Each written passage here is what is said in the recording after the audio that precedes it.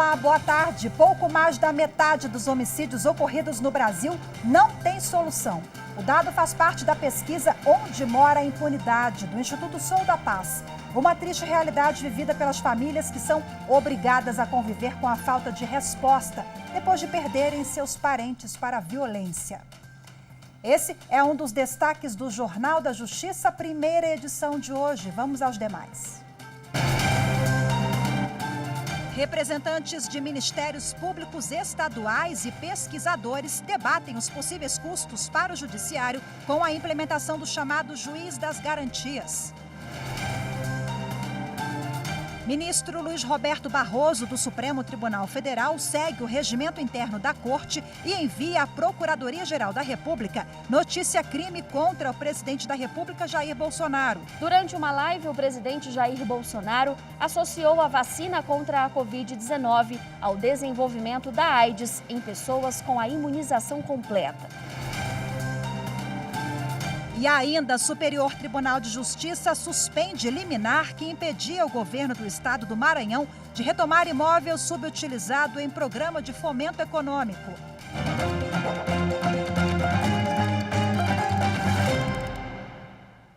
Representantes de ministérios públicos estaduais e pesquisadores debateram os possíveis custos para o Poder Judiciário com a implementação do chamado Juiz das Garantias. Eles participaram hoje pela manhã da audiência pública que o Supremo Tribunal Federal realiza para discutir a implementação das mudanças previstas no pacote anticrime aprovado pelo Congresso Nacional em 2019.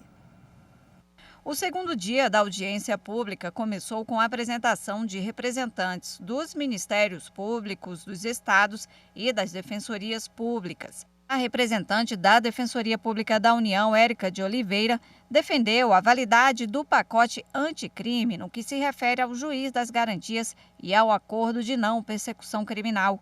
Mas ela destacou que é preciso ficar atento a 2 pontos para garantir eficiência nos novos instrumentos jurídicos. No que se refere ao acordo de não persecução penal, é necessário que haja uma capacitação dos atores dessa negociação para que realmente se entenda estar fazendo um acordo de pena num ambiente adversarial. E para que haja essa justa composição, essa adequada negociação, também é necessária garantir a maior paridade possível entre os negociadores. O juiz Walter Nunes da Silva, representante da Associação dos Juízes Federais, defendeu a criação do Juiz das Garantias. Segundo ele, um estudo apresentado ao Conselho Nacional de Justiça mostra que a mudança não vai gerar mais custo ao judiciário, nem exige nova estrutura.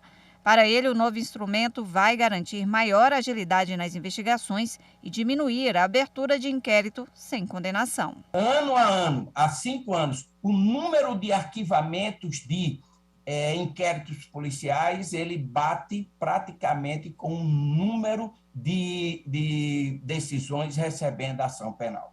Então, acredito que na hora em que isso vai passar pelo crivo do Juiz das Garantias, a instauração de uma investigação, talvez a autoridade policial vá ter a necessidade de pensar um pouco mais antes de determinar essa instauração. A questão dos gastos foi rebatida pelo representante do Instituto de Direito e Econômico do Rio Grande do Sul. O advogado e economista Manuel Gustavo Trindade apresentou um estudo para afirmar que o Juiz das Garantias é ineficaz, considerando a realidade do Brasil. Além disso, segundo ele, a implementação desse instrumento precisa de dotação orçamentária prévia, o que não aconteceu, e isso vai provocar um colapso na justiça criminal do país. A criação do juiz de garantias leva e levará necessariamente ao aumento dos custos de coordenação e mesmo de transação, que podem levar não só à ineficiência, mas mesmo colapsar, repito, o funcionamento da justiça criminal brasileira. A audiência pública deve ser retomada às 14h da tarde. Nesta última parte do encontro, o ministro Luiz Fux deve ouvir 17 expositores, entre representantes de partidos políticos, dos tribunais e da Associação Nacional de Prefeitos e Vice-Prefeitos.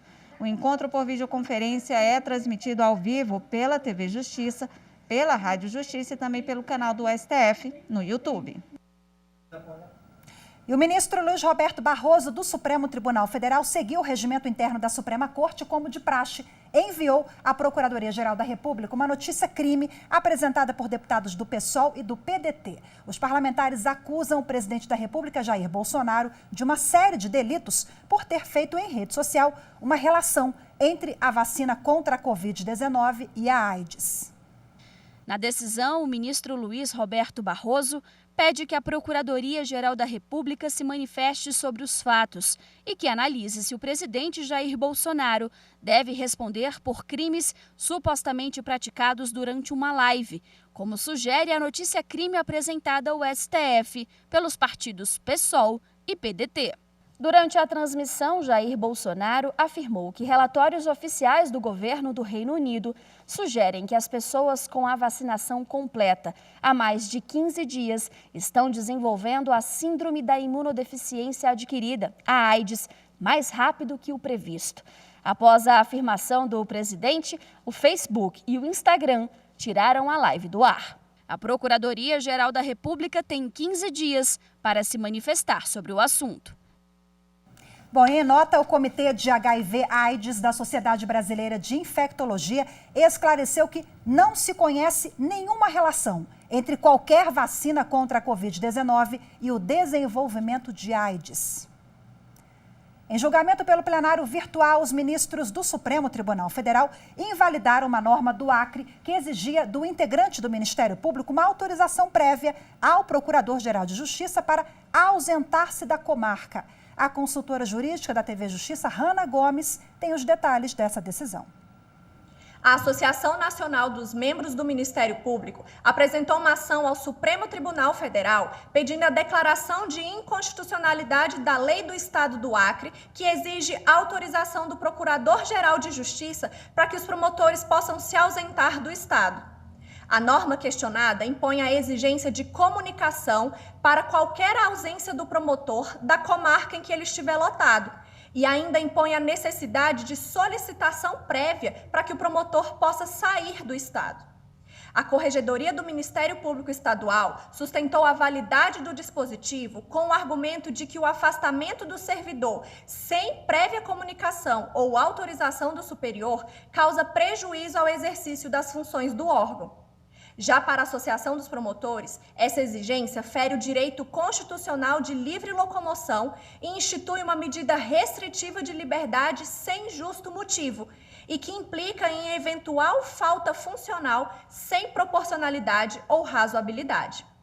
A relatora do caso, a ministra Carmen Lúcia, destacou que a Corte já se pronunciou nesse sentido em diversos outros casos e que a norma configura medida restritiva de liberdade sem motivo válido, sendo desnecessária para assegurar o cumprimento dos deveres funcionais pelos membros do Ministério Público Estadual.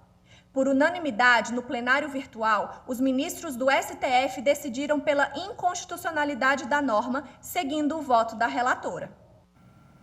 E você vai ver a seguir, uma pesquisa do Instituto Sou da Paz aponta que 56% dos homicídios ocorridos no Brasil não tem solução. Os detalhes dessa pesquisa, a repercussão, você confere daqui a pouquinho. Eu volto já.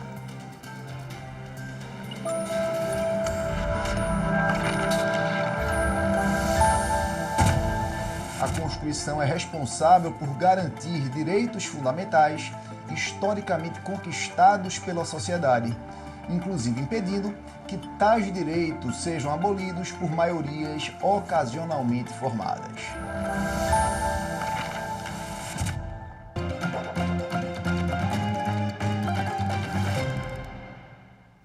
56% dos homicídios ocorridos no Brasil não tem solução. Esse foi o diagnóstico da pesquisa Onde Mora a Impunidade, do Instituto Sou da Paz. 10 estados brasileiros não conseguiram informar quantos assassinatos conseguiram solucionar. O estudo acende um alerta sobre a forma com que esses casos são investigados e sobre a falta de respostas a pessoas que perderam familiares vítimas da violência. A página de Thalita na rede social, ainda ativa, relembra a vida de uma jovem feliz. Há 5 anos, a técnica em enfermagem foi brutalmente assassinada ao sair de casa para trabalhar. A minha filha ela foi espancada. A minha filha ela foi esfaqueada. A minha filha por pouco. não tem a cabeça fora do corpo. Eles mantiveram a minha filha em cárcere privado. Judiaram muito da minha filha. O crime, no entanto, continua sem solução. A Polícia Civil do Distrito Federal, responsável pela investigação, diz que as apurações continuam, mas ainda não chegaram à autoria do assassinato. O caso de Thalita faz parte dos 56% dos homicídios não solucionados no Brasil. É o que revela a pesquisa Onde Mora a Impunidade, do Instituto Sou da Paz. O estudo reúne informações dos Ministérios Públicos e Tribunais de Justiça sobre crimes dolosos com a intenção de matar, que geraram ações penais. 17 unidades da federação responderam à pesquisa. Juntas, elas esclareceram menos da metade dos assassinatos. O Paraná é o pior do ranking, com 12% de esclarecimento, seguido do Rio de Janeiro, com 14%, e da Bahia, com 22% de casos solucionados. 10 estados brasileiros não conseguiram informar quantos crimes conseguiram resolver. A pesquisa ela trabalha muito sobre a ótica de que o Estado precisa ser capaz de esclarecer homicídios, né? Primeiro, como política de prevenção de novas mortes, a gente observa que em locais onde a impunidade é a regra, isso acaba funcionando como um estímulo para que novas mortes ocorram, e também por conta da capacidade do Estado em garantir o direito à verdade às famílias dessas vítimas. Essas famílias têm o direito de saber o que aconteceu com seus entes queridos que foram assassinados. O direito de ter uma resposta é justamente o que move a luta diária da mãe da Thalita. E a profissão que a minha filha sempre sonhou foi de ser técnica de enfermagem. E ela conseguiu. Com muita luta, a gente conseguiu que ela se tornasse técnica de enfermagem. Que o sonho dela era salvar vidas. E a vida dela foi arrancada de uma forma tão cruel e brutal. E falta resposta para essas famílias, né? Eles buscam justiça, resposta, e a gente sabe que as estatísticas são nebulosas. 10 estados não contribuíram para essa pesquisa que nós acompanhamos agora na reportagem, para ajudar a gente a fazer uma leitura melhor desses dados. Eu converso agora ao vivo com o juiz do Tribunal do Júri em Goiás, Dr. Gesseir de Alcântara. Seja muito bem-vindo, boa tarde. Boa tarde. Bom, segundo a pesquisa do Instituto Sou da Paz, 56% dos homicídios não têm solução. Como é que o senhor faz a leitura? Que cenários vivemos nessa área da investigação, da solução de casos, e por que nós temos esse dado concreto hoje? Infelizmente, essa é uma realidade triste no nosso país, porque de cada 100 casos, 56 eles não têm essa solução.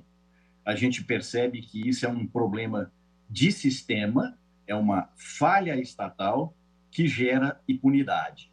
Eu penso que grande parte está voltado principalmente pela deficiência que nós temos, principalmente no nosso meio policial, por falta de pessoal, falta de aparato, em que as apurações demoram muitos anos e muito tempo. E isso faz com que realmente a impunidade cresça, porque a partir do momento em que um local do crime é desconfigurado, testemunhas morrem ou mudam, laudos demoram para ser concluídos, quanto mais tempo, mais difícil, portanto, a solução. O senhor tocou num ponto agora muito importante, quando o senhor falou desse aparelhamento estatal, da polícia. Quem nos acompanha agora não entende exatamente o funcionamento, o ordenamento, né, do Poder Judiciário e do papel de cada ator envolvido, atribui ao Poder Judiciário. A justiça é lenta, a justiça solta. Não, nós temos que ver todos os envolvidos para que isso não fique com a pecha da justiça, que não tem justiça, porque o Poder Judiciário não atuou. Não é bem assim, né, doutor Gesseir? É verdade. O leigo, de modo geral, ele encampa tudo como justiça. Uhum. E essa justiça, ela realmente é entendida pelo leigo no sistema de que, quando a Polícia Civil demora numa investigação, quando o Ministério Público demora, por exemplo, na titularidade da ação penal, tudo é encampado com o Poder Judiciário. E é claro e evidente que nós do Poder Judiciário pagamos o preço alto por esse aspecto de não entender. É a razão pela qual é importante esse esclarecimento que nós estamos fazendo aqui hoje, entendendo, portanto, o papel de cada uma instituição. Polícia Civil, Ministério Público, Poder Judiciário, portanto, cada um voltado para a sua área de atuação. Quanto mais passa o tempo, mais difícil para esse caso ser solucionado? Exatamente. Quanto mais tempo, mais difícil, porque um local de crime que ocorre, por exemplo, numa casa em que uma família mora, depois de muitos anos, aquela casa passou a ser um comércio, por exemplo. Olha a dificuldade que nós temos, então, no momento em que se tem que fazer uma reconstituição daquele crime, e como eu mencionei, as testemunhas morrem, mudam, são difíceis de ter a localização para promover essa prova testemunhal. Evidentemente que quanto mais o tempo passa, mais difícil a solução e maior a impunidade. Bom, eu escuto muito aqui no Poder Judiciário, né, magistrados e operadores do direito dizendo que nessa esfera penal nós vivemos um estado de coisas inconstitucionais, vamos colocar assim, entre aspas, né? Inclusive essa pesquisa traz algo que reflete muito isso no que se refere à superlotação dos presídios, a falta de estrutura do sistema carcerário. É um dado importante também, o retrato que o Instituto Sou da Paz faz, né? Verdade, e essa questão de superlotação de presídios, que é uma responsabilidade do Estado, portanto, do Poder Executivo, o Judiciário, muitas vezes, ele leva a desvantagem em relação a isso, porque, como eu mencionei, o leigo não entende essa situação, mas a gente pode entender o seguinte, que como compete ao Estado gerir essa construção e a execução desses presídio não dá voto. Normalmente, o executivo não dá muita importância para essa questão do presídio, até porque nós temos no cumprimento de pena no presídio a questão da reeducação, e que nós sabemos da dificuldade que nós temos hoje no nosso país com respeito a isso. É um assunto muito complexo, mas para a gente finalizar, em linhas gerais, o que a gente pode fazer? Estado, sociedade, Poder Judiciário para avançar nessa questão? Penso eu que cada um fazendo a sua parte. O Poder Executivo, trabalhando naquilo que lhe compete, o Ministério Público como uma instituição também agindo de uma maneira correta, a própria polícia, seja ela civil, seja militar, ou até mesmo federal, também fazendo a sua parte, o Poder Judiciário dando a prestação jurisdicional com maior rapidez. Todas essas situações somadas, eu creio que nós podemos superar essas dificuldades de impunidade, de realmente apuração de crimes no nosso país. Excelente reflexão para a gente finalizar. Muito obrigada, doutor GCI de Alcântara, fala conosco ao vivo de Goiás, do TJ, do Tribunal do Júri, lá do Goiás. Muito obrigada, boa tarde para o senhor. Boa tarde, estamos sempre à disposição. E você vai ver a seguir, Tribunal Superior Eleitoral faz um seminário para combater a desinformação nas eleições de 2022. Os detalhes daqui a pouquinho, eu volto já.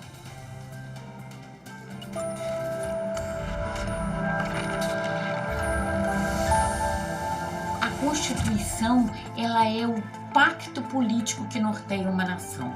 Nela estão contidos os fatores reais de poder, que são as forças políticas que estão naquele arranjo. Essa é uma formulação de um autor chamado Ferdinando de La Salle, e isso demonstra para a gente a necessidade de que a gente defenda e garanta aquilo que está escrito na Constituição, não só como lei maior, mas como resultado do nosso arranjo político institucional.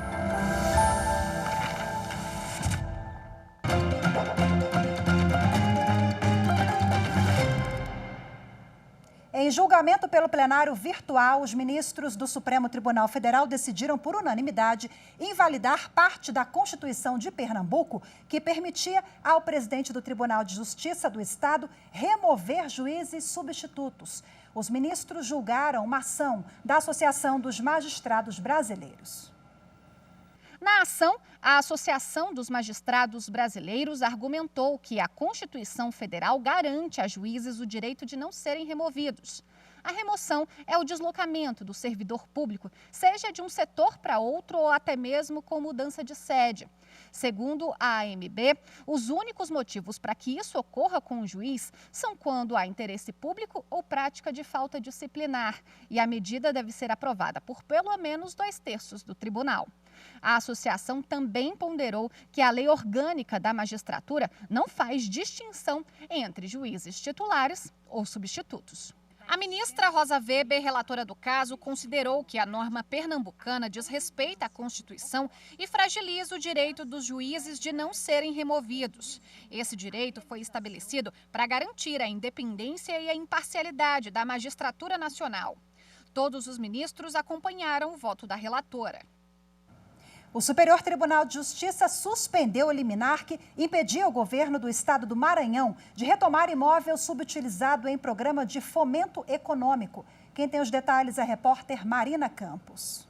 O presidente do STJ, ministro Humberto Martins, suspendeu a decisão do Tribunal de Justiça do Maranhão, que manteve a posse de um empresário sobre imóvel recebido no âmbito de programa de fomento econômico, apesar da inexistência de investimentos ou empregos no local. O empresário ajuizou ação rescisória para desconstituir acórdão do TJ do Maranhão, que havia determinado a reintegração de posse em favor do Estado e a desocupação do imóvel. A liminar concedida pela Corte Estadual em decisão monocrática suspendeu a desocupação, mantendo o empresário na posse do bem.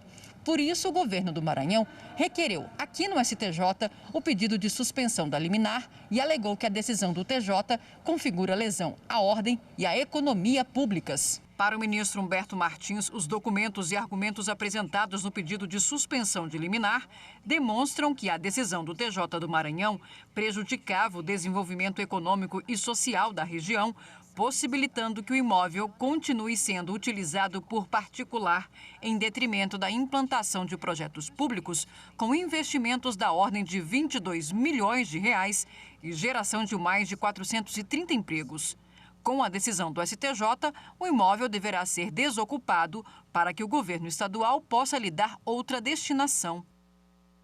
O Tribunal Superior Eleitoral promove nesta terça-feira um seminário que estimula o combate à desinformação nas eleições 2022.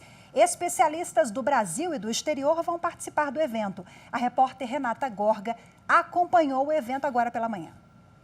Essa é a segunda edição do Seminário Internacional Desinformação e Eleições. Agora pela manhã, houve a abertura do evento com o presidente do Tribunal Superior Eleitoral, ministro Luiz Roberto Barroso.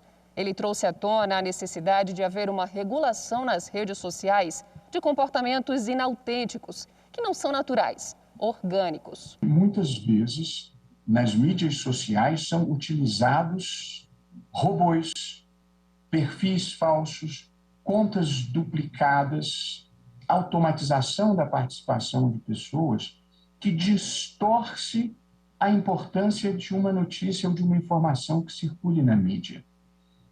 Os comportamentos chamados comportamentos coordenados inautênticos, eles têm o papel de amplificar uma notícia para causar a impressão de que está todo mundo discutindo aquele tema.